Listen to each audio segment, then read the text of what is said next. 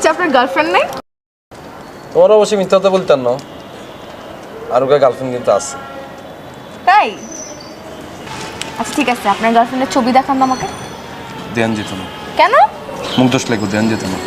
আচ্ছা ছবি দেখার পর আমি মাশাআল্লাহ বলে দেবো, দেখা। হয়েছে নি, খুশি হয়েছো? যাইয়ে রাই। এটা আপনার গার্লফ্রেন্ড? কি তো গার্লফ্রেন্ড ন? এটা আমার ছবি। তো তো তুমি আমার গার্লফ্রেন্ড ন? যাইয়ে রেনি রেসা আব্দুল দেখলাম মাশাআল্লাহ বলছি নি নেই গেলে বলছো মাশাআল্লাহ বলো, মাশাআল্লাহ বলো।